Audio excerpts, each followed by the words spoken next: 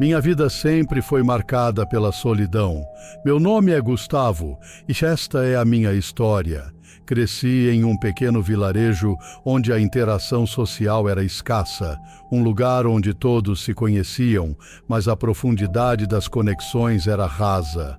Minha mãe, Ana, uma mulher de coração bondoso e espírito resiliente, fazia o possível para preencher meu mundo com amor. Ela trabalhava como costureira, dedicando longas horas a costurar roupas para os moradores do vilarejo, sempre com um sorriso no rosto.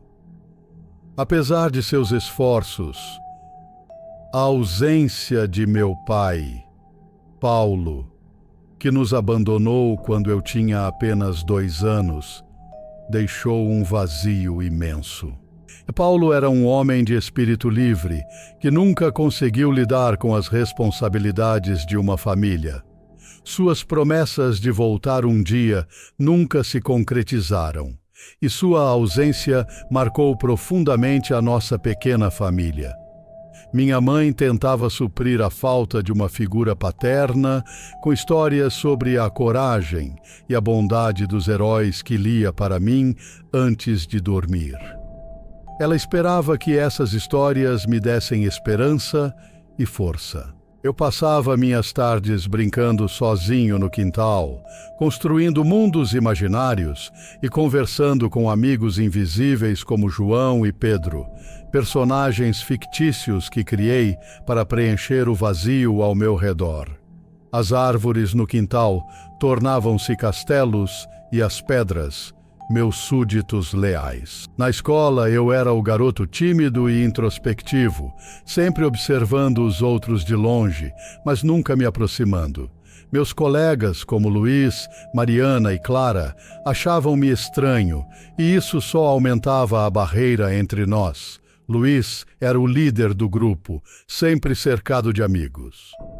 Mariana era a menina doce e popular. E Clara, com quem me apaixonaria mais tarde, era a mais brilhante e encantadora. Mas, para mim, eles pareciam inalcançáveis. Enquanto as outras crianças faziam amigos e viviam aventuras, eu encontrava consolo em livros e histórias. Desenvolvi uma paixão pela leitura, mergulhando em contos de heróis, magia e amor, sonhando com um dia em que eu também pudesse viver algo grandioso. Os livros de Júlio Verne e J.R.R. Tolkien tornaram-se meus melhores amigos, transportando-me para mundos onde a solidão não existia. Mas a realidade era diferente. Minha solidão parecia um destino inevitável. Nas raras ocasiões em que tentava me aproximar dos outros, sentia-me inadequado, como se houvesse uma barreira invisível entre mim e o resto do mundo. A única exceção era minha mãe, cujo amor incondicional era a única luz em minha vida sombria. Contudo, até mesmo esse amor não conseguia dissipar a sensação constante de que algo faltava, algo que eu não sabia como encontrar. Ao refletir sobre minha infância, percebo que a solidão moldou quem eu me tornaria. A busca incessante por companhia e amor, a sensação de ser eternamente deslocado, tudo isso começou ali, naquela pequena casa no vilarejo, onde as paredes guardavam meus sonhos e minhas tristezas.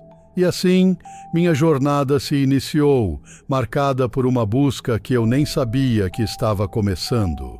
A adolescência trouxe novos desafios. Naquele período, meu desejo por companhia cresceu, mas a falta de habilidades sociais me deixava ainda mais isolado. Aos 15 anos, me apaixonei pela primeira vez. Clara era linda, com olhos que brilhavam como estrelas e um sorriso que poderia iluminar a noite mais escura. Sua voz era suave e melodiosa, e ela parecia irradiar uma energia que atraía todos ao seu redor. Era a garota mais popular da escola, envolvida em todas as atividades extracurriculares, desde o grupo de teatro até o time de vôlei. Eu, por outro lado, era apenas o garoto que se escondia atrás dos livros, sempre sentado no fundo da sala. Meus sentimentos por Clara cresceram em silêncio, como uma flor que desabrocha nas sombras. Passei meses observando Clara de longe, imaginando conversas que nunca aconteceriam e sonhando com um amor que parecia inalcançável. Em meus sonhos, éramos inseparáveis, compartilhando segredos e aventuras que apenas os mais profundos laços de amor poderiam proporcionar. Quando finalmente criei coragem para me declarar, descobri que ela já estava envolvida com outro rapaz. Rafael, o capitão do time de futebol, era tudo o que eu não era: confiante, carismático e extremamente popular. Meu coração se partiu ao vê-los juntos, felizes e apaixonados. Sentia-me impotente e insignificante, uma sombra na vibrante vida de Clara. Essa desilusão amorosa foi apenas a primeira de muitas. Os anos seguintes foram uma repetição de desilusões. Eu ansiava por amor, mas ele sempre parecia escapar por entre meus dedos. Tentei me aproximar de outras garotas, como Sofia e Helena, mas sempre acabava me retraindo, preso na minha própria insegurança. As poucas tentativas de me relacionar terminavam em fracasso. E eu comecei a acreditar que talvez o amor não fosse algo destinado para mim. Cada rejeição me afundava mais na solidão. O consolo que eu encontrava na leitura não era suficiente para preencher o vazio deixado pela falta de conexão humana. Minha mãe, sempre perceptiva, tentava me confortar, mas até seu amor incondicional parecia insuficiente para curar minhas feridas emocionais. A sensação de inadequação se intensificava, e eu me perguntava se algum dia conseguiria quebrar as correntes que me mantinham preso à solidão. Aos 25 anos, já cansado de tanta solidão, minha vida tomou um rumo inesperado. Foi em uma noite chuvosa que encontrei um livro antigo em uma loja de segunda mão. Magia e Feitiçaria, um guia para os solitários, dizia a capa. Algo dentro de mim despertou ao folhear aquelas páginas. A ideia de usar magia para encontrar amor parecia insensata, mas eu estava desesperado. A loja era escura e empoeirada, com um cheiro forte de mofo e mistério. O dono, um homem idoso chamado Joaquim, olhou-me com olhos penetrantes e um sorriso enigmático ao ver meu interesse pelo livro. Cuidado com o que deseja, jovem, ele disse em um tom grave. A magia tem um custo. Ignorei seu aviso, convencido de que qualquer preço seria aceitável para acabar com minha solidão. Comprei o livro e comecei a estudar cada feitiço, cada ritual. As páginas estavam amareladas pelo tempo e as instruções eram detalhadas, acompanhadas de ilustrações perturbadoras. No início, tudo parecia uma brincadeira, mas à medida que me aprofundava, sentia uma estranha conexão com aquelas práticas antigas. A promessa de finalmente encontrar alguém que me amasse era irresistível. Decidi tentar um feitiço de amor, acreditando que não tinha nada a perder. Preparei o ritual com cuidado, seguindo todas as instruções meticulosamente. Acendi velas, recitei encantamentos em uma língua esquecida e ofereci um pedaço de meu próprio sangue como sacrifício. Durante a cerimônia, senti uma energia poderosa percorrer meu corpo, e uma sensação de esperança floresceu em meu peito. Nos dias seguintes, algo estranho aconteceu. Pessoas que antes não notavam minha presença, agora me viam de forma diferente. Mulheres, antes indiferentes, mostravam um interesse inesperado. Era como se uma aura mágica me envolvesse, tornando-me irresistível. No início, essa nova atenção era excitante e inebriante. Eu me sentia atraente e confiante, e pela primeira vez experimentei o gosto do amor verdadeiro, ou pelo menos assim pensei. Conheci Ana em um café local. Ela era encantadora, com longos cabelos negros e olhos verdes que pareciam enxergar minha alma. Havia algo magnético nela, algo que me atraía de uma maneira que nunca havia experimentado antes. Iniciamos um relacionamento rapidamente e logo estávamos inseparáveis. Ela me fazia sentir especial, amado, mas havia uma intensidade em seu afeto que logo começou a se revelar problemática. Conforme o tempo passava, percebi que algo estava errado. Ana se tornava cada vez mais obsessiva e possessiva, como se fosse controlada por uma força invisível. Ela queria saber todos os meus passos, monitorava minhas interações e se irritava com qualquer pequena coisa. As discussões entre nós eram frequentes e intensas, cheias de uma raiva que eu não compreendia. Sentia-me aprisionado, incapaz de escapar da espiral de controle e ciúmes. Minha mãe, preocupada, tentou intervir. Ana, porém, a afastou de nossa vida, criando um muro entre mim e a única pessoa que sempre esteve ao meu lado. Minha solidão, que eu achava ter deixado para trás, voltou com força total, desta vez acompanhada de medo e insegurança. O feitiço que uma vez me trouxe alegria, agora se transformava em uma maldição. Desesperado, voltei ao livro de feitiçaria em busca de uma solução. As páginas, que antes me pareciam cheias de promessas, agora se revelavam sombrias e ameaçadoras. Descobri que cada feitiço de amor tinha um preço, e o meu estava começando a se revelar. Ana não era apenas uma mulher apaixonada, ela estava sob a influência de um feitiço poderoso que distorcia seus sentimentos e ações. Para desfazer o encantamento, eu precisaria fazer um sacrifício maior, algo que me custaria caro. As noites se tornaram uma tortura.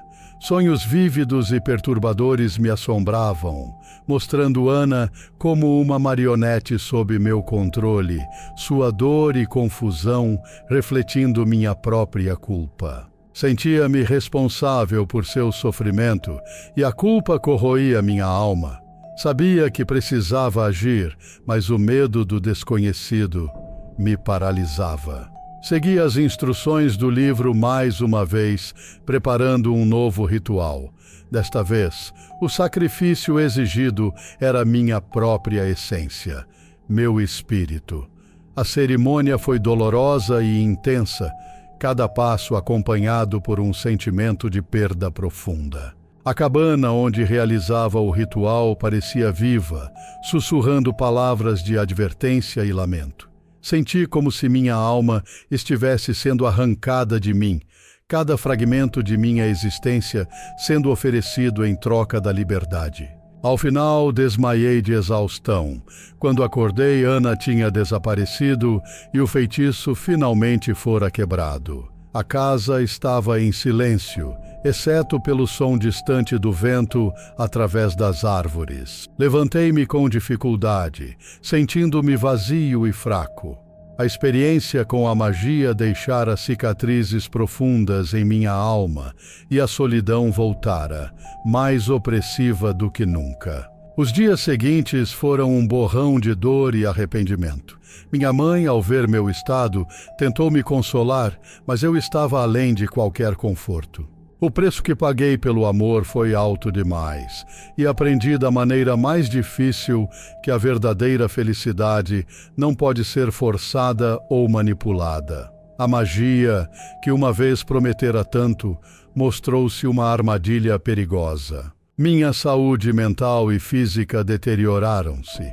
Pesadelos constantes me assombravam, lembrando-me das consequências de meus atos. A solidão agora era minha única companhia, uma sombra que me seguia a cada passo. Sentia-me como um espectro, existindo entre a vida e a morte, sem propósito ou esperança. Hoje, aos 35 anos, vivo em reclusão, longe do vilarejo e das lembranças dolorosas. A solidão ainda é minha companheira, mas agora a aceito como parte de quem sou. A magia me ensinou lições amargas, e o preço que paguei foi alto demais. Os eventos que vivi me moldaram e me ensinaram que a verdadeira felicidade não pode ser forçada ou manipulada. Minha casa, agora um refúgio solitário, está situada na beira de uma floresta. Aqui encontro uma paz que nunca conheci antes. Dedico meus dias à leitura, à escrita e à meditação, tentando encontrar um sentido mais profundo na minha existência. O livro de feitiçaria está enterrado no quintal, um símbolo dos erros do passado que prefiro esquecer. Às vezes, me pergunto como teria sido minha vida se tivesse tomado decisões diferentes, se tivesse enfrentado minha solidão de outra maneira. No entanto, também reconheço que essas experiências me tornaram quem sou. Aprendi a valorizar os momentos de paz e a encontrar consolo na minha própria companhia. O que mais me assombra são os sonhos. Frequentemente, sonhos com Ana me visitam, lembrando-me do amor que quase destruiu a ambos. Em meus sonhos, ela me olha com olhos cheios de dor e acusação, e eu sei que nunca poderei apagar completamente as cicatrizes que deixei em seu coração. Certo dia, enquanto caminhava pela floresta, encontrei uma pequena cabana abandonada. Curioso, decidi explorá-la e descobri que pertencia a um velho eremita, que, segundo os moradores locais, praticava uma forma de magia diferente, uma magia de cura e proteção. Senti uma estranha conexão com aquele lugar e decidi restaurá-lo. Transformar a cabana em um santuário de paz se tornou meu novo propósito. Durante o processo, encontrei antigos manuscritos do eremita que falavam sobre a verdadeira essência da magia, a harmonia com a natureza e o respeito pelo equilíbrio da vida. Diferente dos feitiços que havia usado antes, essa nova perspectiva me trouxe esperança. Estou seja brostariul, e já conforme restaurava a cabana, percebi que estava também restaurando partes de mim mesmo. O trabalho manual, o contato com a terra e a serenidade da floresta começaram a curar minhas feridas emocionais. O lugar se tornou um refúgio não apenas para mim, mas para aqueles que buscavam cura e paz. Certo dia, uma jovem chamada Mariana apareceu na cabana. Ela estava perdida e assustada, e ofereci-lhe abrigo e comida. Conversamos durante horas, e pela primeira vez em anos senti uma conexão genuína com alguém. Mariana era uma alma gentil, em busca de respostas e de um lugar no mundo, assim como eu. Com o tempo, nossa amizade floresceu. Mariana me ajudava nas tarefas da cabana e compartilhava suas histórias e sonhos. Sentia que, finalmente, tinha encontrado alguém que entendia minha solidão e meus medos. Juntos, criamos um ambiente de apoio mútuo e crescimento. Com Mariana ao meu lado, comecei a perceber que a verdadeira magia estava nas conexões humanas, na empatia e no amor genuíno. O tempo que passei estudando os manuscritos do velho eremita me ensinou a usar a magia de uma maneira que beneficiasse os outros, em vez de apenas a mim mesmo. Nos tornamos conhecidos na região como curandeiros e conselheiros, oferecendo ajuda a quem precisasse. A cabana, antes um símbolo de isolamento, se transformou em um farol de esperança e cura. E aos poucos, a sombra da solidão que havia pairado sobre mim por tanto tempo começou a se dissipar. Olho para trás para o garoto solitário que fui e vejo o quanto cresci. A solidão ainda é uma parte de mim, mas aprendi a não deixá-la me definir. Mariana e eu continuamos a nossa jornada juntos, ajudando aqueles que cruzam nosso caminho e aprendendo a cada dia o verdadeiro significado do amor e da amizade. Minha história é um lembrete de que, mesmo nas circunstâncias mais sombrias, sempre há uma chance de redenção e um novo começo.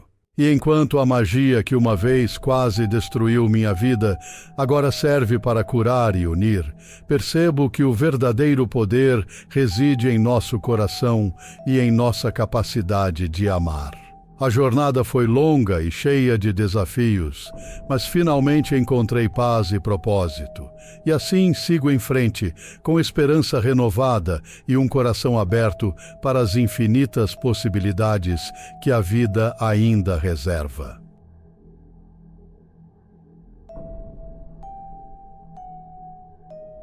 Eu conheci Mariana quando éramos crianças.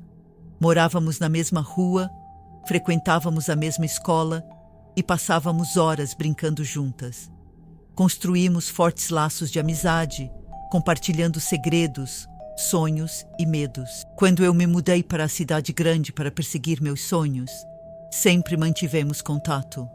Embora a distância física aumentasse, Mariana sempre foi uma amiga leal, ou pelo menos eu achava que sim. Ela estava presente em todos os momentos importantes da minha vida.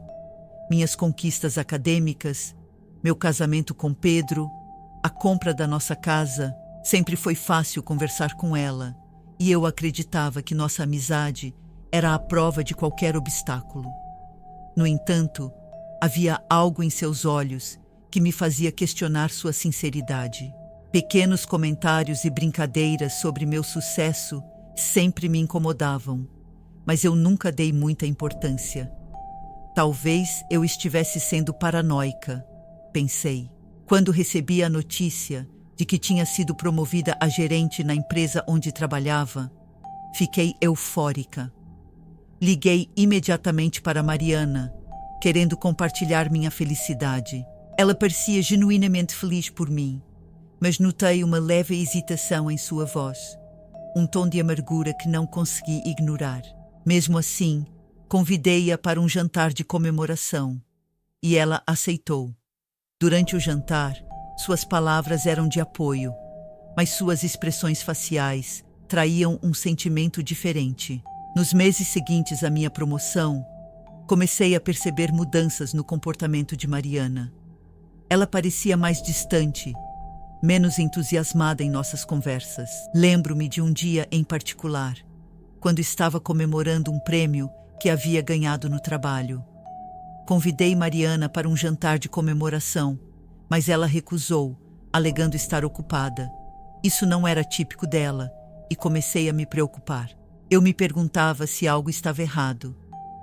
Será que ela estava passando por dificuldades que não queria compartilhar? Tentei me aproximar, mas ela sempre desviava o assunto, mudando a conversa para coisas triviais. Comecei a sentir que algo estava errado. Mariana começou a falar mais sobre suas próprias frustrações e menos sobre os momentos felizes que compartilhávamos. Seus comentários tornaram-se mais cortantes e percebi um ressentimento crescente em suas palavras. Um dia, ela fez um comentário que me deixou desconcertada.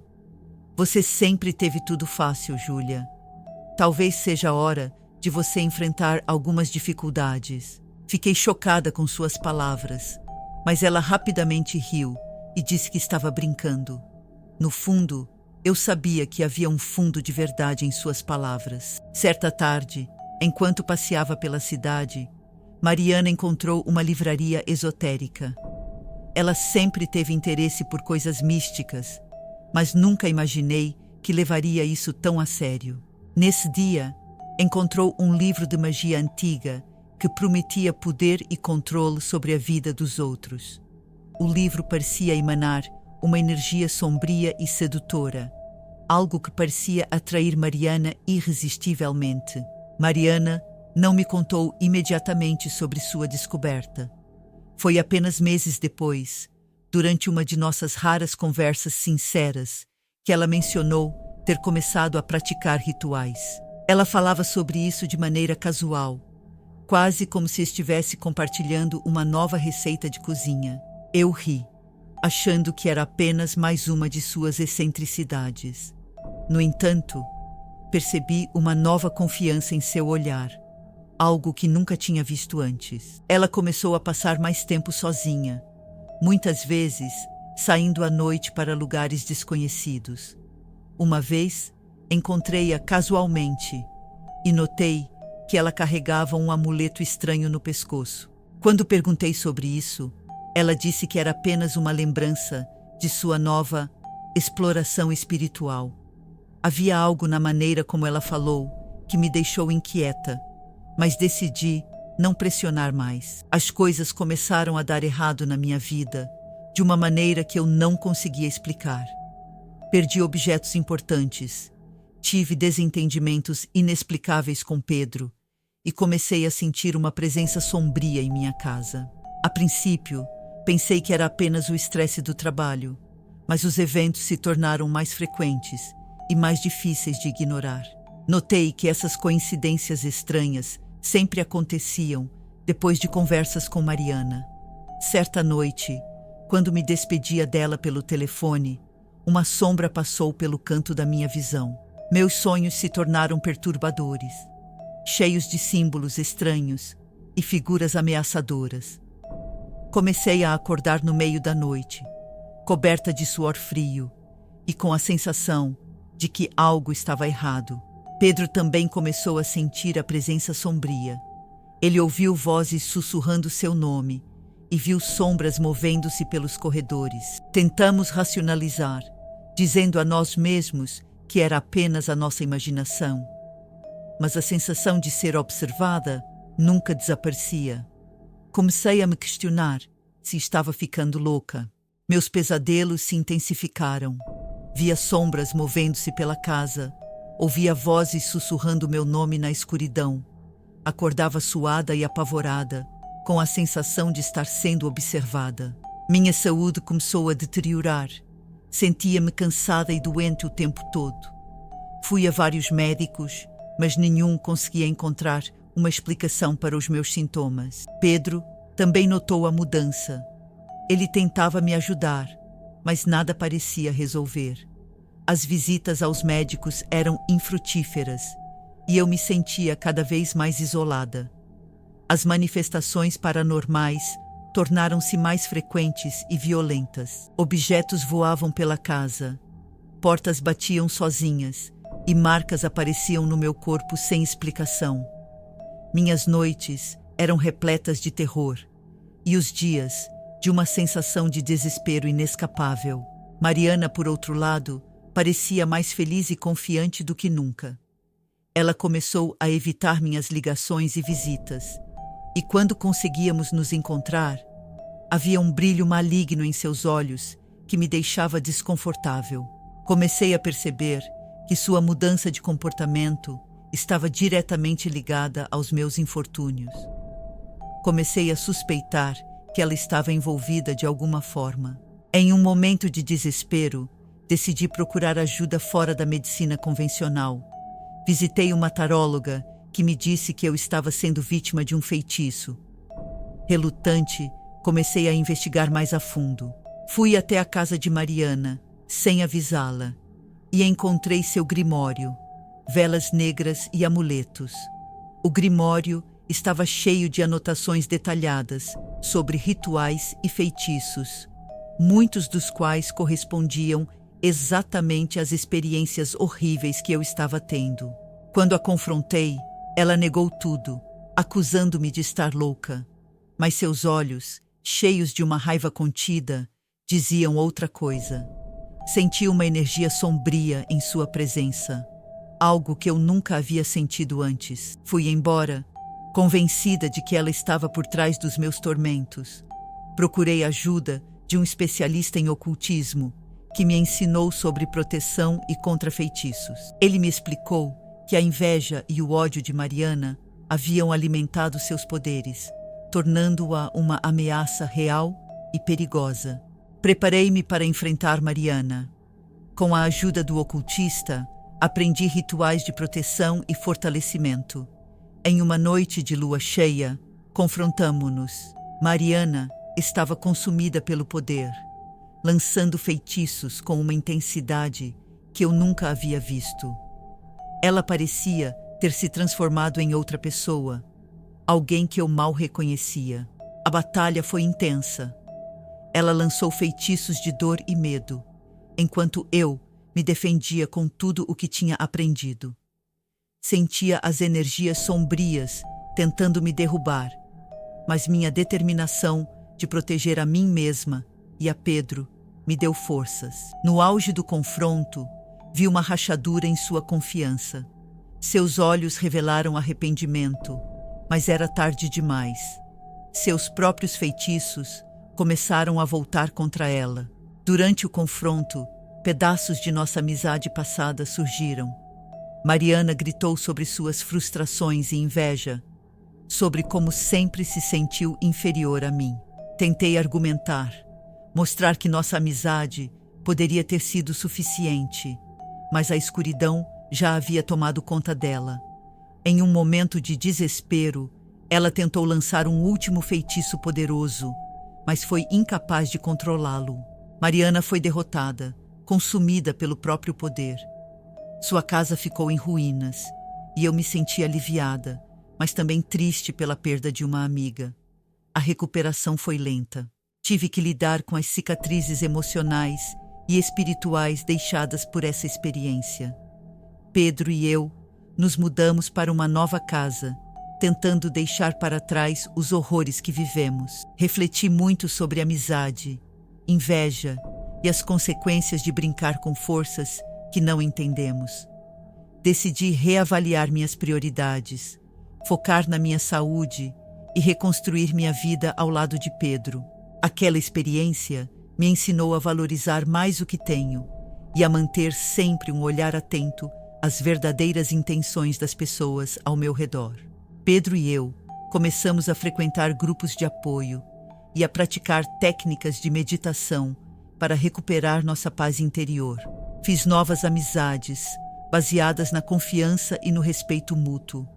Apesar das cicatrizes, saí mais forte dessa experiência. Aprendi que mesmo as amizades mais antigas podem esconder sombras profundas e que devemos sempre estar atentos aos sinais ao nosso redor.